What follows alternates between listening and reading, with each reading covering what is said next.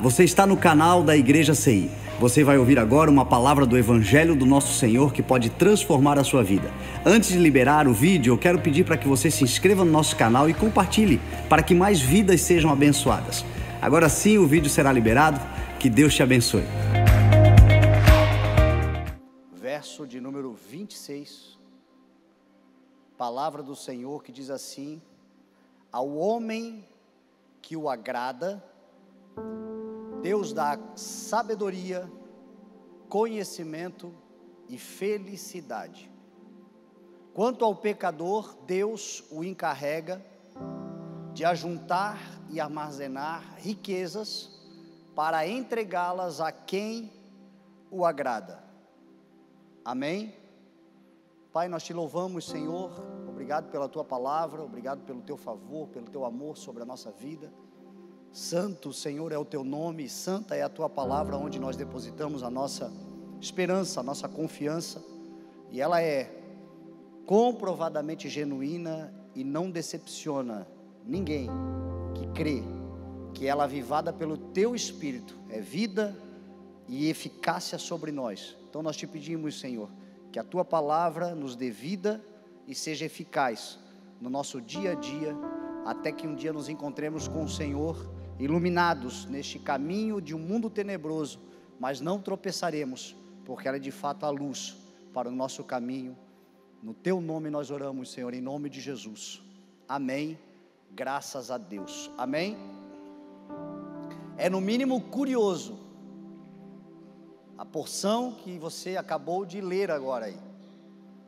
Esse texto, muita gente nunca passou por ele, muita gente nunca refletiu nele, alguns talvez até já ficaram impressionados e talvez refletiram de forma errônea, e outros de fato usufruem das verdades espirituais e poderosas que esta pequena frase está ali escrita por um homem chamado Salomão, que no auge da sua reflexão sobre a vida, dos seus pensamentos depressivos até, por chegar numa velhice e perceber que muito havia se perdido no sentido de quem ele era, do que ele fora criado para ser e dos seus desvios na vida. Então ele escreve o livro de Eclesiastes e ele escreve algo que é no mínimo curioso. Quanto ao homem, à humanidade, a mulher incluída obviamente nesse contexto, que agrada ao Senhor, Ele dá sabedoria, conhecimento e felicidade. E aí olha que curioso, quanto ao pecador, Ele o encarrega, Ele o enche de tarefas para ajuntar e armazenar riquezas, para entregá-las a quem o agrada. E aí Salomão diz, isso é inútil, isso é correr atrás do vento, ou seja, isso é impossível de lutar contra isto, porque existe um soberano governando todas as coisas, e ele decretou que assim seja. E Salomão foi uma das mentes mais brilhantes que pisaram sobre esta terra, e foi alguém que diz a palavra que mesmo antes de nascer, o Senhor já o amou. E tudo que ele viveu, ele não viveu porque ele era filho de Davi, porque Davi tinha muitos outros filhos, inclusive o seu irmão que nasceria antes dele, não nasceu porque Deus determinou que não nasceria. Mas a vida de Salomão, diz a palavra que Deus o amou. Então não é porque era filho de Davi, não é porque era nascido num palácio, não é porque tinha uma vida cheia de facilidades ou de oportunidades que muitos não tinham, que ele era amado.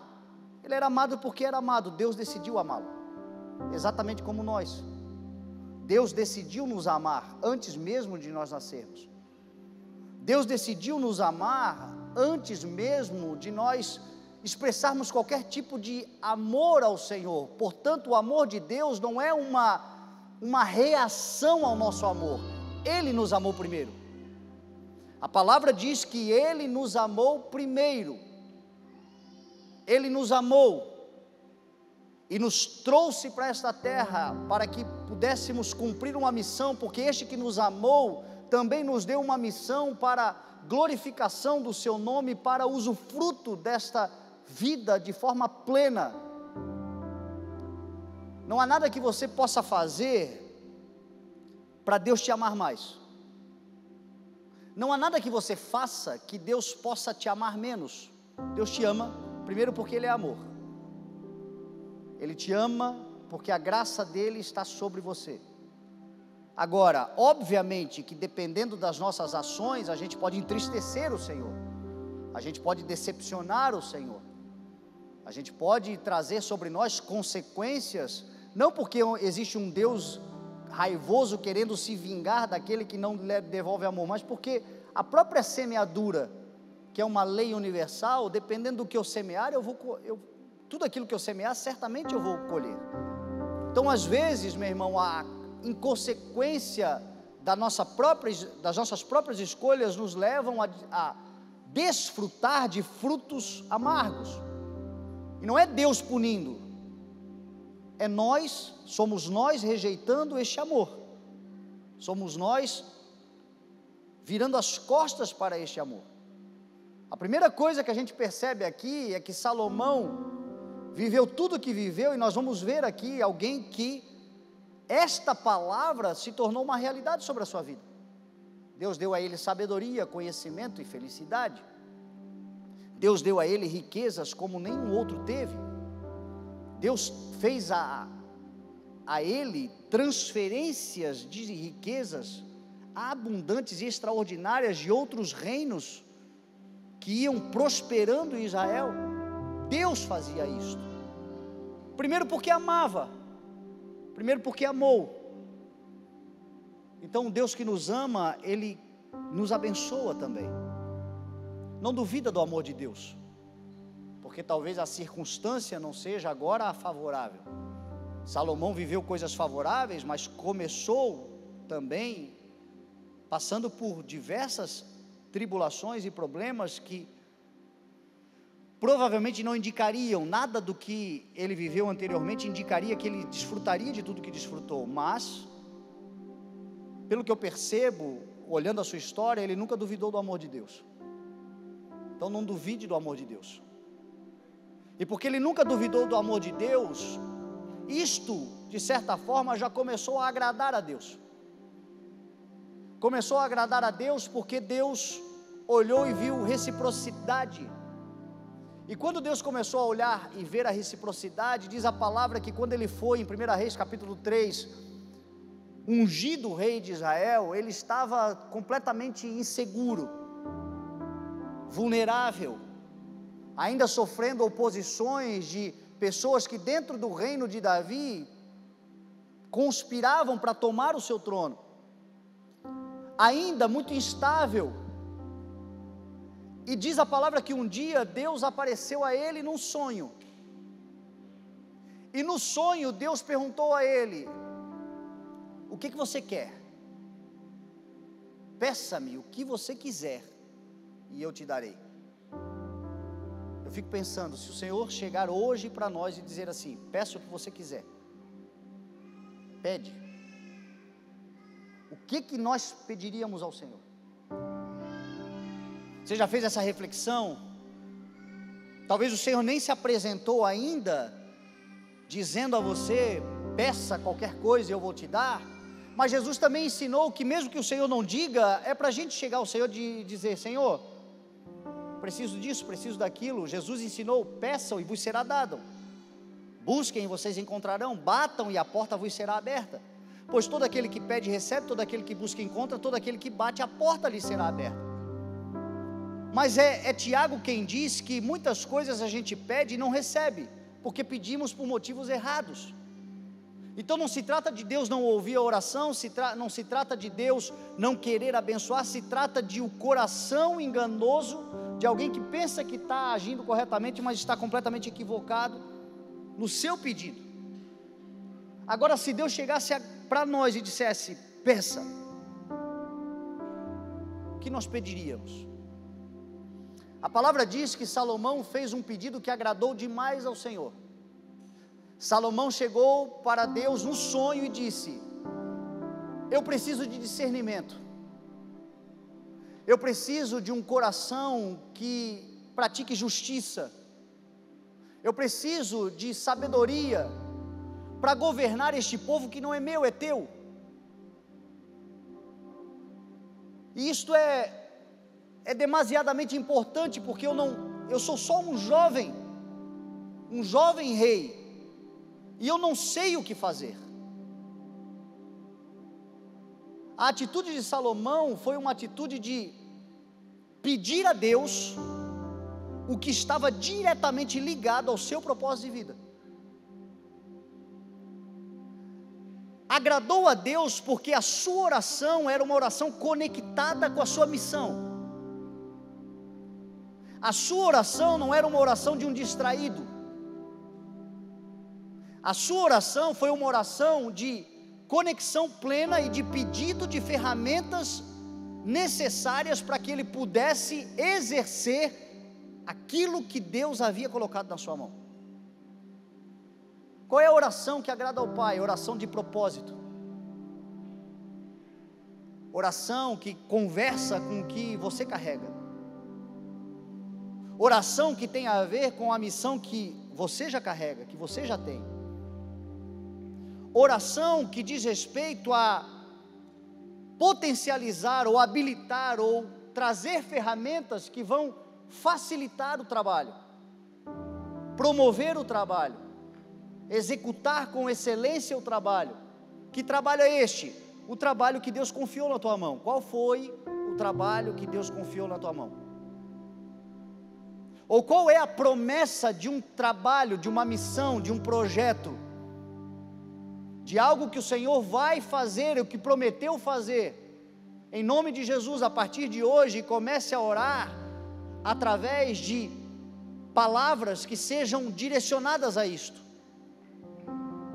orações destinadas a esse projeto. A palavra diz assim, ó: busquem com dedicação os melhores dons. Quem crê que tudo que carrega é dádiva? Tudo que tem é dom de Deus. Diz a palavra que todo dom perfeito vem do alto, provém do Pai das luzes.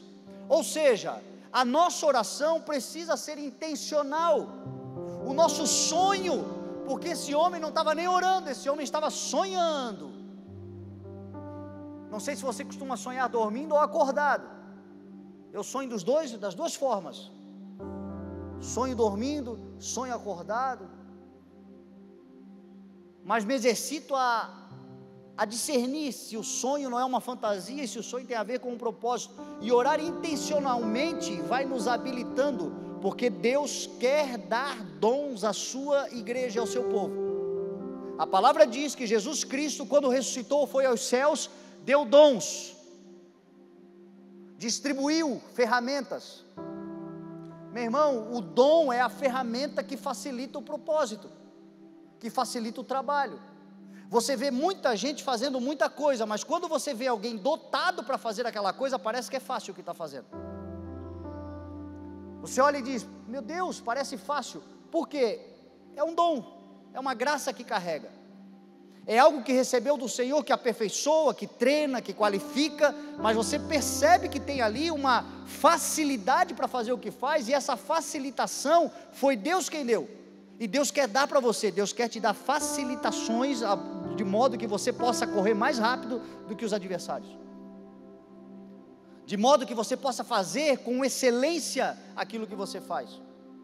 Agora, todo dom perfeito vem dos céus, e se o Senhor não te perguntou, esta pregação não vai voltar vazia. Talvez seja uma antessala da tua consulta com o Senhor, onde Ele vai dizer para você: peça-me o que você quiser e eu te darei. Cuidado com o que vai pedir.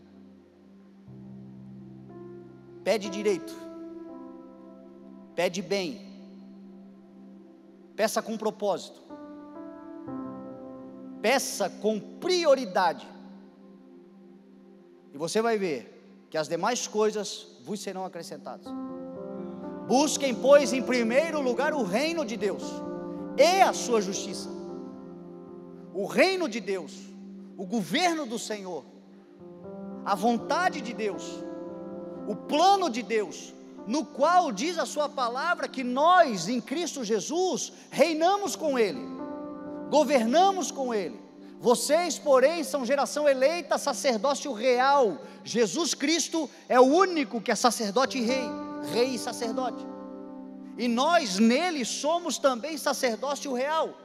Está falando da nossa vida de santificação, de relacionamento com Deus, uma vida de devoção ao Senhor, mas a realeza é uma vida de governo com o Senhor, é uma vida de autoridade do nome de Jesus em nós. E diz a palavra que Ele nos comprou com o seu sangue e vai fazer com que nós reinemos com Ele. Isso é governo. Isso não se trata de nós em nuvenzinhas assim, batendo palminha igual um monte de ovelhinha. Não, é governo, é trabalho, é autoridade, é função, é propósito, é missão. São coisas aonde nós realizaremos para a glória do Senhor um reino que já está entre nós. E existem pessoas já ferramentadas, habilitadas e exercendo, porque pediram certo, porque estão focadas no certo, estão buscando em primeiro lugar o reino de Deus e a sua justiça, tendo a convicção de que o que lhes falta, não lhes faltará, porque o Senhor é o nosso pastor e de nada teremos falta. Agora nós estamos focados, nós estamos dedicados, a nossa ação é intencional. Pede-me, e eu te darei. E ele diz, então me dá discernimento, me dá capacidade de saber entender as coisas, me dá uma mente sábia, ao ponto que eu posso estabelecer a justiça, separar o bem do mal, a luz das trevas, compreender qual é a tua boa, agradável e perfeita vontade. Me dá um coração que eu possa governar o teu povo. Meu Deus, isso agrada ao Senhor. Uma igreja que pede o coração de Jesus para ela, uma igreja que diz, Senhor, eu quero me tornar semelhante a Ti, apesar das minhas limitações e falhas, que eu possa fazer como Tu faz, que eu possa exercer ou decidir como Tu decidiria no meu lugar.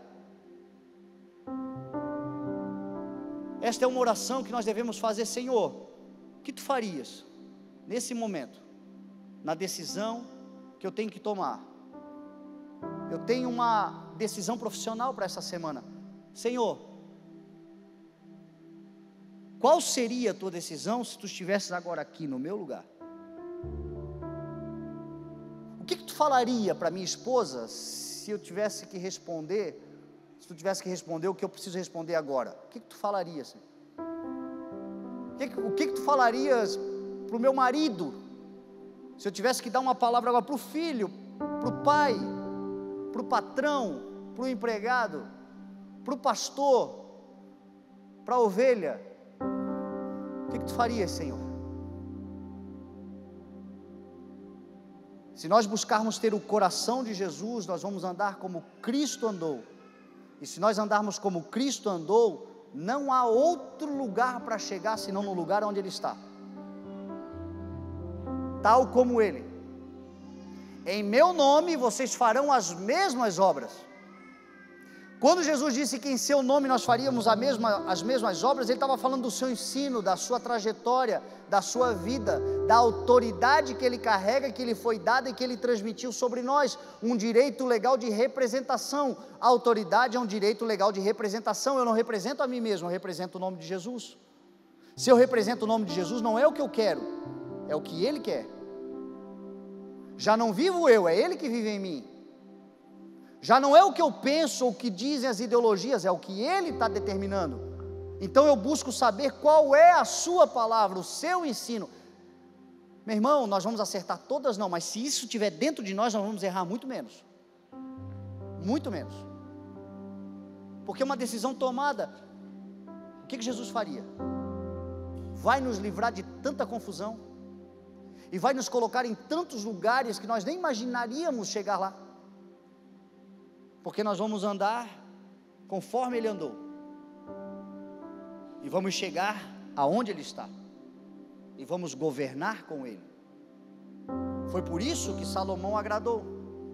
E aí Deus disse a ele assim: gostei, me agradou demais, porque tu não pediste a morte dos teus inimigos. Senhor, mata aquela miserável. Eu já vi mulher orando pela morte do marido, você acredita? Meu Deus, mas eu já vi. É escandaloso, mas é verdade. Eu já vi filhos desejando a morte dos pais. Você já viu até filhos matando pais? Tudo começou com um desejo. Quando Cristo é vida, você não desejou a morte dos seus inimigos. Você não ficou me pedindo riquezas e mais condições para fazer qualquer coisa que seja. Você pediu sabedoria, e eu vou te dar sabedoria como ninguém um dia antes teve. Vou te dar discernimento como nenhum outro rei antes de você teve. E porque você vai ter sabedoria e conhecimento, então você pode ter riqueza também. Porque você não vai se matar com a riqueza. Você não vai se autodestruir com a riqueza. Você não vai destruir outros com a riqueza. Porque a riqueza por si só não é o problema é o coração de quem tem a riqueza. O problema é o coração de quem está potencializado, porque a riqueza, ela é um agente potencial do coração. Mas como o teu coração está reto, eu também vou te dar riqueza como nenhum outro teve antes de ti. E se tu andares nos meus caminhos, eu ainda vou prolongar a tua vida, porque eu não tenho pressa de tirar daqui da terra gente que está fazendo a minha vontade, porque grande é a obra, poucos são os trabalhadores. Então se o coração está reto, a missão é intencional, aquele que chama também provê. Eu vou te dar os recursos para você cumprir a tua missão, e vou te dar vida longa, porque você está fazendo o que precisa ser feito. E assim começou uma das histórias mais cheias de graça que alguém poderia ter nessa terra.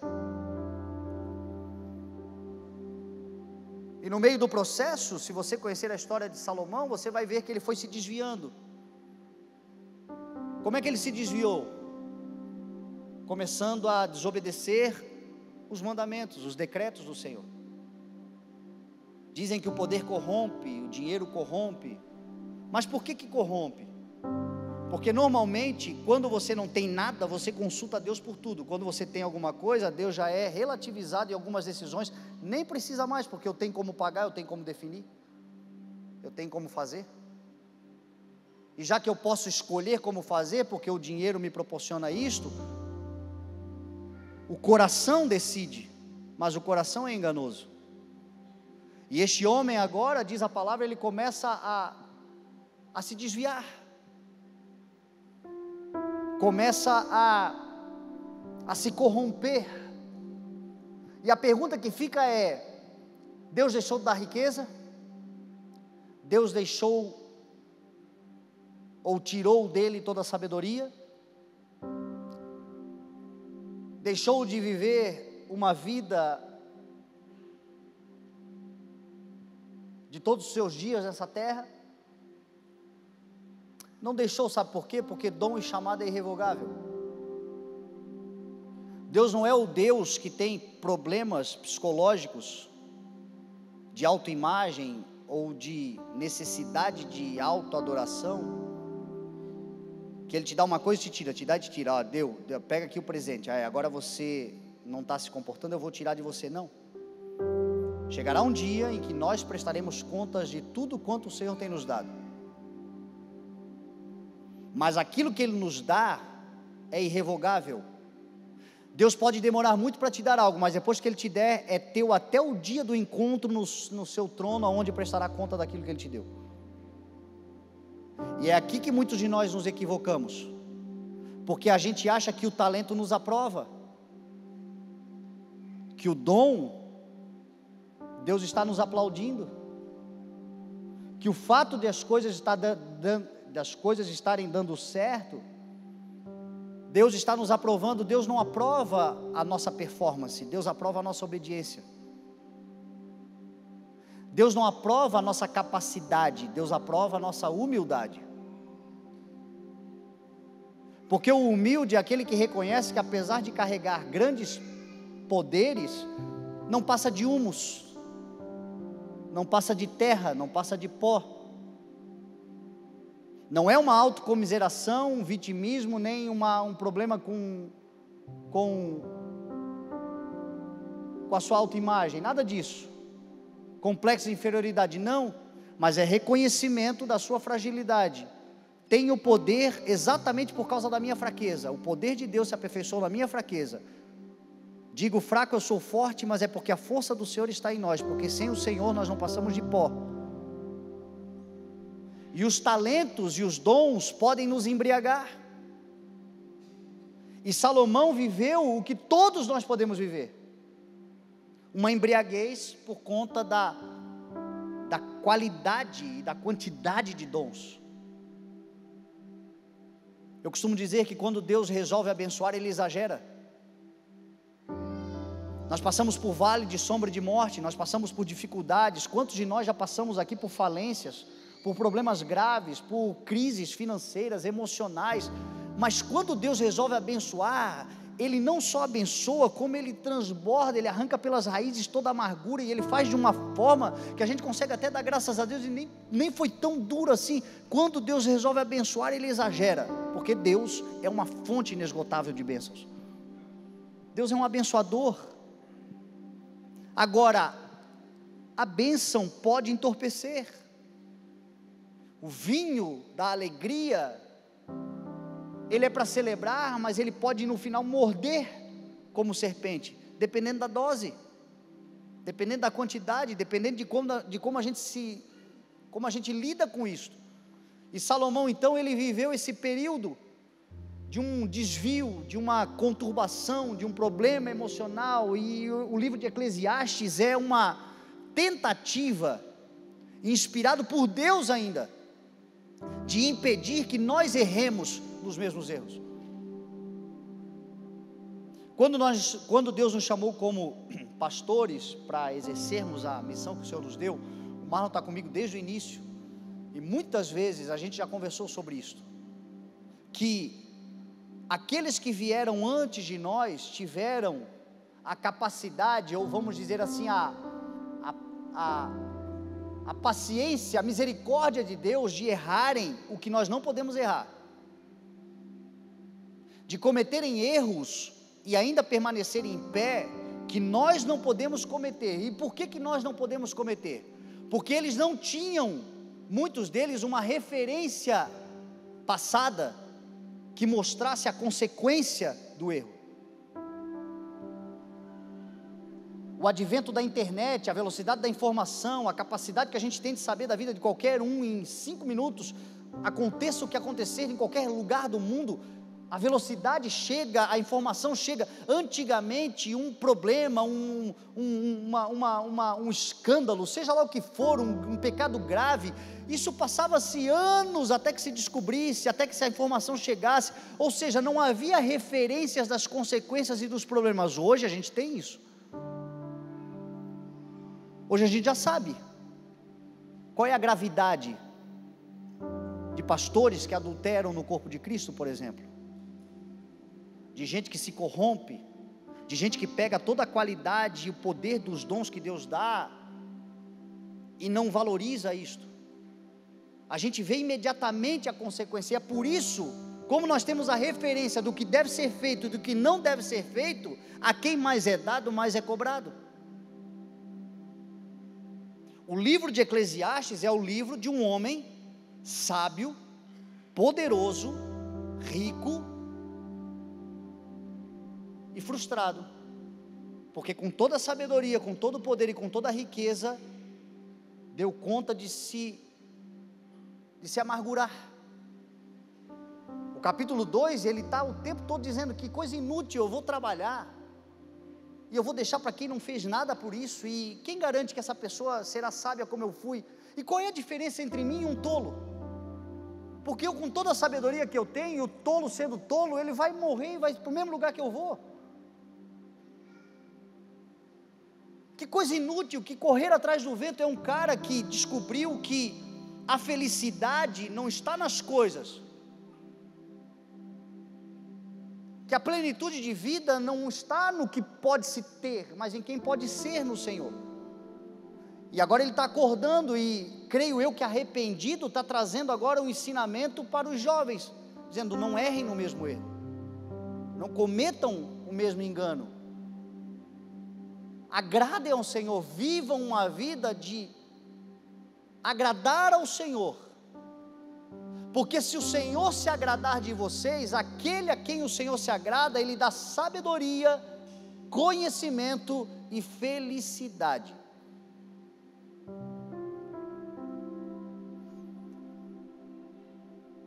O conhecimento é a capacidade que nós temos de explicar as coisas, de dizer como as coisas funcionam.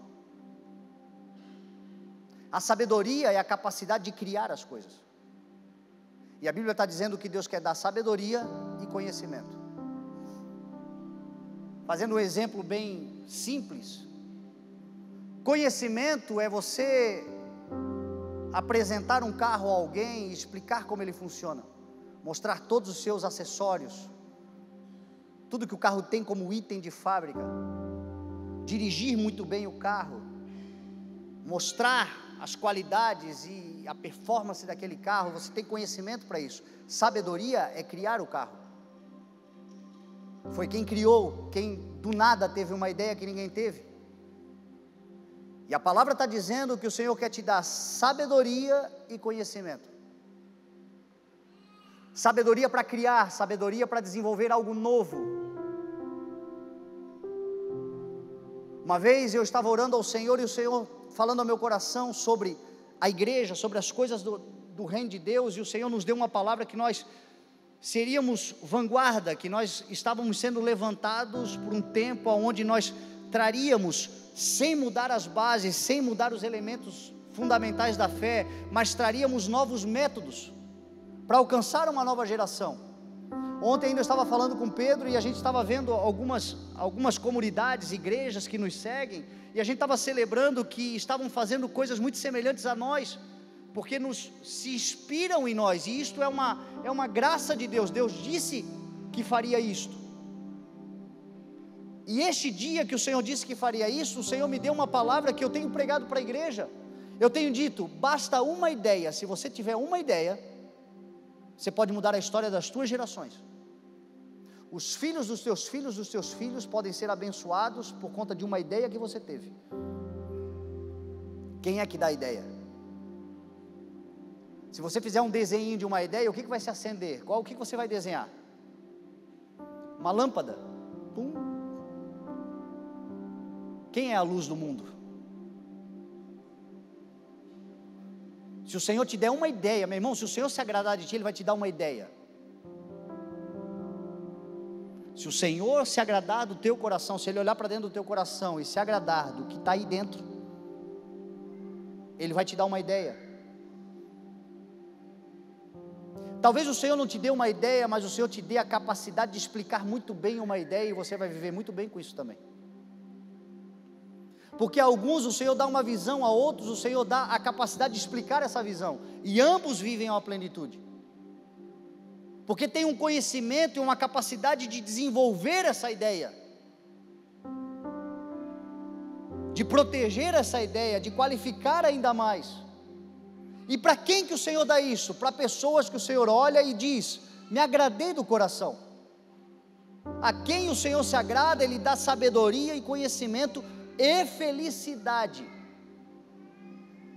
Felicidade é muito subjetivo, felicidade é difícil de você contextualizar, de você simplificar. Se você for no dicionário, por exemplo, a palavra felicidade diz que é uma satisfação plena da consciência. Felicidade é uma satisfação plena da consciência do indivíduo, ou seja, ele está satisfeito na sua plenitude. Felicidade é isto. E Jesus disse: eu vim para que vocês tenham a vida e tenham na plenitude. É Deus quem dá felicidade. E a felicidade Ele dá para quem Ele olha e vê no coração retidão, vontade de servi-lo, decisão por estabelecer as coisas no seu devido lugar, buscar o reino de Deus e a sua justiça. Aí diz a palavra: quanto ao pecador, Deus atarefa ele, encarrega ele de trabalhar, de ajuntar e de armazenar riquezas para entregá-las a quem o agrada. Olha que curioso isso. Significa dizer que a quem agrada o Senhor não dá trabalho? Óbvio que dá, porque o trabalho, o homem foi criado para o trabalho, o homem foi criado para produzir. O homem, lá em Gênesis, o Senhor criou a terra, criou tudo que na terra há, estabeleceu e plantou um jardim nesta terra e colocou o homem para trabalhar nesse jardim. Agora, esse trabalho desse homem era um trabalho com grande prosperidade, com capacidade de usufruto. Você já viu gente que trabalha e não consegue usufruir de nada que tem? É escravo do trabalho, é escravo das coisas que tem. Você conhece gente assim? Gente que anda desequilibrado completamente, ou anda num espírito total de ostentação, achando que a felicidade é ter, é adquirir, e aí você vai adquirindo. Esse texto nasceu no meu coração, num vídeo que o meu filho me mandou essa semana, mais velho. Ele me mandou um vídeo, e nós lá em casa gostamos muito de automobilismo, e o cara estava num hotel, assistindo a Fórmula 1, e aí ele se levantava, no vídeo ele se levantava da televisão, ia na sacada, e o Fórmula 1 passava embaixo. E meu Deus do céu, para a gente que ama o automobilismo, eu queria estar lá. Mas o que me chamou a atenção não foi o vídeo, foi a legenda embaixo. E dizem que o dinheiro não traz felicidade. Quando eu li aquilo ali, me veio no coração o contexto de felicidade segundo a palavra do Senhor. É óbvio que aquele cara estava num momento de alegria, num momento de euforia, num momento de usufruto de uma situação em que o dinheiro pode lhe trazer. O dinheiro com certeza lhe ajuda a desfrutar da felicidade, mas não traz a felicidade. Eu fiquei olhando e pensei, talvez esse homem, naquele momento, tivesse com um pai e uma mãe internado, talvez estivesse com alguém numa família adoecido, talvez estivesse passando por um momento de solidão, ou de um problema grave, que está no momento de alegria, mas não é a felicidade, porque a felicidade é a plenitude, é estar satisfeito com tudo, é estar satisfeito na vida. Tendo muito ou tendo pouco, sabe que o Senhor está com você. Aprende a celebrar as pequenas coisas, não somente as grandes coisas. Glória a Deus se pudermos viajar e assistirmos, no meu caso, a Fórmula 1, oh aleluia, eu quero muito. Mas eu tenho que aprender a me contentar, e se não puder assistir lá, assistir aqui também, está valendo, está bom. Estou satisfeito igual, estou feliz igual, porque a plenitude não está nas coisas, a plenitude está no Senhor. Agora o Senhor quer dar felicidade a quem o agrada, e muita gente está aí se esforçando, correndo atrás, trabalhando, e está ajuntando para outros. Por quê? Porque está fora do propósito, e o que você faz fora do propósito, meu irmão, você pode levantar milhões, é inútil. Você pode ganhar o mundo inteiro, você vai perder a sua alma. E você vai viver o trauma que Salomão viveu.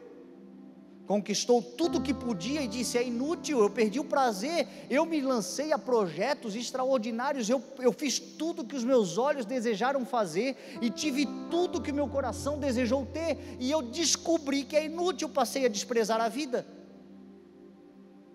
porque ele se esqueceu da fonte da plenitude.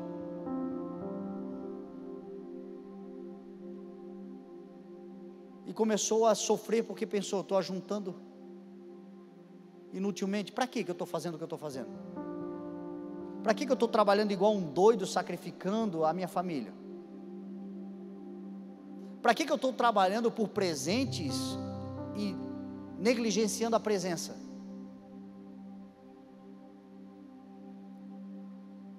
A vida do cristão é equilibrada. É óbvio que você terá momentos em que você vai ter que se dedicar a um projeto, está nascendo, está realizando, é um tempo, mas não se torne escravo das coisas que você tem, não se torne escravo das coisas que você almeja ter. Saiba que o que de mais valioso você já tem é a presença do Senhor, é aquilo que o Senhor já tem feito dentro do teu coração, e as pessoas que Ele já colocou à tua volta. O teu maior valor são pessoas, não são coisas, são relacionamentos. Vem Jesus e diz assim: não acumulem riquezas na terra, aonde a traça corrói e a ferrugem destrói, mas acumulem riquezas nos céus, aonde o ladrão não rouba, aonde a traça não corrói, aonde a ferrugem. O que Jesus está falando? Jesus está falando de coisas que você vai levar para a eternidade. O próprio Jesus que disse isso falou o seguinte: usem as riquezas desse mundo ímpio para fazerem amigos, de modo que estes se recebam nas moradas eternas. Jesus está dizendo que gente vale mais do que coisa, e tem gente matando gente por causa das coisas. Outro dia em São Paulo, eu estava vendo no noticiário, um cara deu um tiro na cara do outro e matou por causa de R$160. R$160, matou o outro. O que você faz com R$160? Para o avarento é a vida dele, ele mata. A Bíblia diz que o avarento briga e mata por um pedaço de pão seco, porque a avareza entrou no seu coração. E a Bíblia diz assim: o avarento não herdará o reino, porque o avarento é aquele que as coisas valem mais do que as pessoas, e as coisas só existem para servir as pessoas. E é isso que Jesus está ensinando. Pega a riqueza desse mundo e faça amigos, não faça inimigos. Pega a riqueza desse mundo e promova, talvez a educação dos teus filhos, um projeto de vida e de multiplicação dos teus negócios, porque cada vez que você multiplica, você abençoa outras vidas. Tem uma pessoa que mora aqui pertinho da gente, em Brusque, que as suas empresas faturam 14 bilhões de reais por ano. Sabe o que é isso? 30 milhões por dia. O que você faria com 30 milhões por dia? E aí eu estava vendo essa pessoa dando uma entrevista, e ele estava dizendo o seguinte: guardar dinheiro no banco é empobrecer alegremente.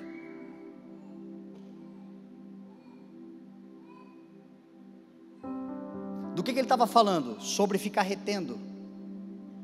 Ele estava dizendo que a vida é investimento para multiplicação, porque cada vez que ele investe e multiplica, ele não se trata só dele enriquecer mais. Famílias e famílias e famílias vão sendo contempladas, porque passam a participar desse ecossistema, e uma multidão de pessoas que não tinham emprego agora tem emprego, pessoas que não tinham nenhuma alternativa agora tem, pessoas que não viam nenhuma possibilidade de futuro agora vem uma esperança de poder trabalhar, sustentar os seus, e o negócio vai prosperando, porque Deus abençoa quem multiplica. Então quando Jesus fala do ajuntar, Jesus está falando disso, da avareza, porque o próprio Jesus que diz para não ajuntar, também diz para não desperdiçar. Não desperdiça nada, não joga fora, mas tem uma mente de multiplicação, de abençoar, de ser abençoado para abençoar. Isto vai trazendo crescimento, e o Senhor vai te fazendo cada vez mais próspero. É disso que Salomão está falando. E aí a Bíblia vai dizer então, que uma vida que agrada ao Senhor, Deus traz sabedoria, conhecimento, felicidade, longevidade. E quando a palavra fala de riqueza, está falando do recurso necessário para você cumprir plenamente o teu propósito. Quanto custa o propósito de vida que o Senhor tem para a sua vida? Para Deus, 1.000 e 1 milhão é a mesma coisa, meu irmão. É a mesma coisa, porque Ele é dono de todas as coisas. Talvez o propósito de Deus para a sua vida é algo extraordinariamente caro aos olhos humanos. Para Deus é troco, e vai se cumprir se o teu coração estiver reto. Ele vai dar, se o teu coração estiver ajustado. Porque Deus é um Deus abençoador. Agora, Ele quer olhar e quer se agradar. E aqui eu encerro, porque o tempo já está adiantado. O que eu posso fazer para agradar ao Senhor então? O que agrada ao Senhor? Você quer saber como agradar ao Senhor? Olha para Jesus. Porque Jesus, por 2 vezes, você vai ler nos evangelhos, quando Ele sai do batismo, e quando eles estão no monte da transfiguração, os céus se abrem e o Pai Celestial diz assim: este é o meu Filho amado em quem eu me agrado.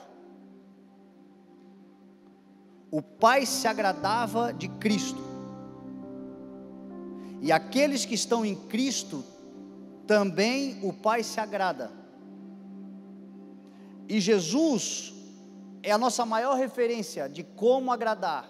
E Jesus disse assim: eu não vim ao mundo para agradar a mim mesmo, mas agradar aquele que me enviou. Então a primeira coisa para agradar ao Senhor é, de fato, desejar agradá-lo.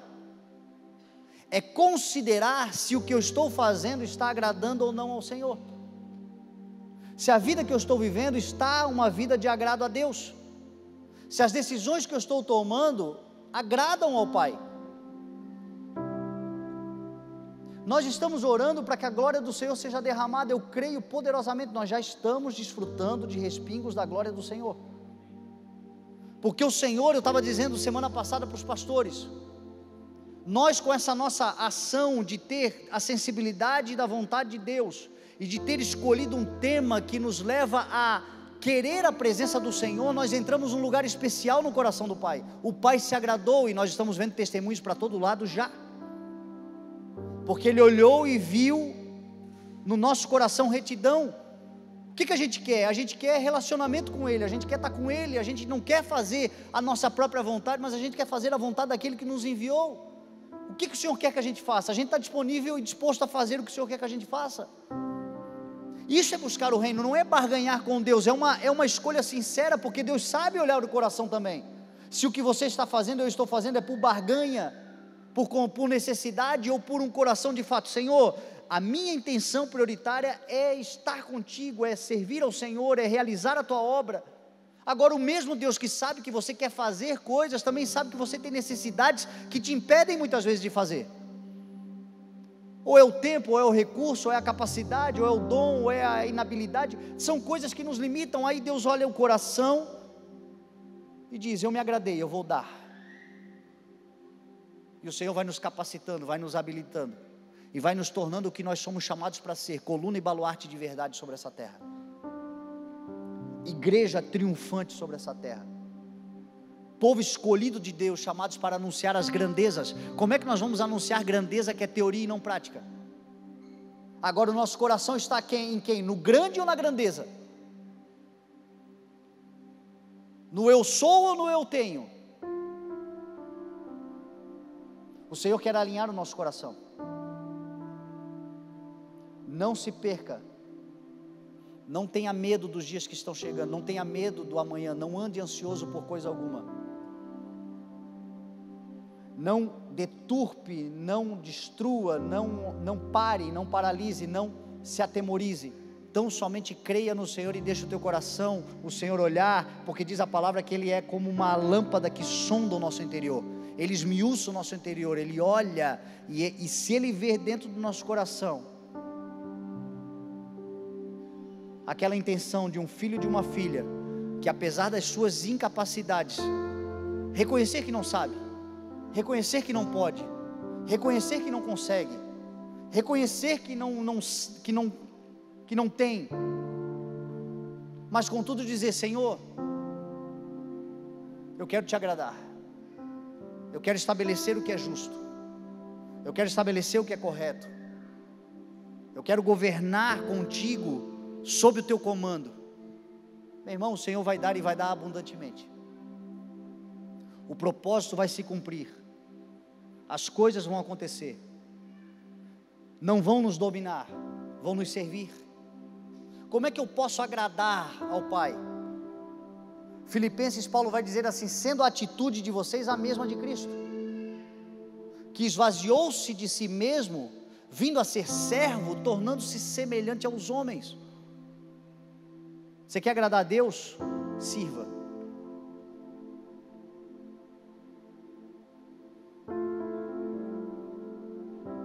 Quem não vive para servir, acaba não servindo nem para viver.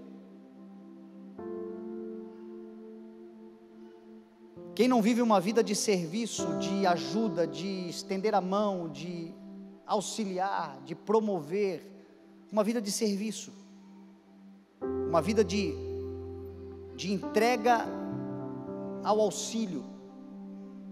Sirva a tua casa, sirva os teus filhos, sirva a sociedade, sirva a comunidade. Se você tem uma empresa, a tua empresa é uma empresa de serviços que presta soluções de problemas a pessoas que têm problemas, mas os problemas dessas pessoas muitas vezes é apenas uma forma de você entrar no coração e trazer o que de fato importa para elas, que é o Evangelho. Uma empresa que prega o Evangelho, a boa notícia, as boas novas, a esperança.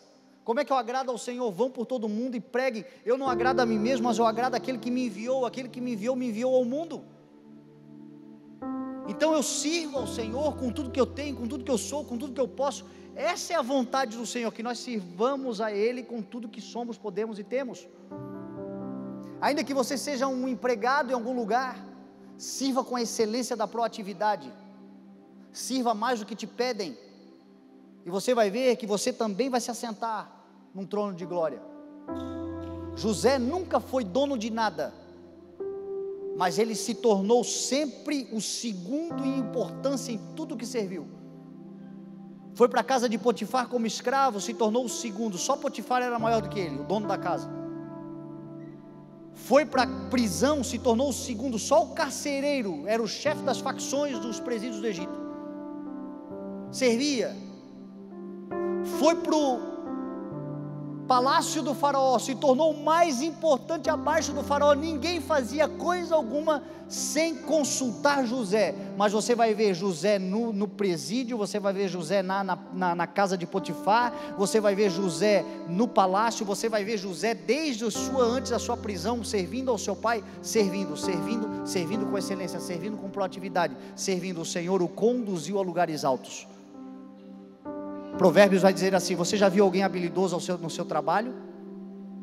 Será posto em altos comandos, não trabalhará para gente de pequena sorte. Gente proativa, gente que serve.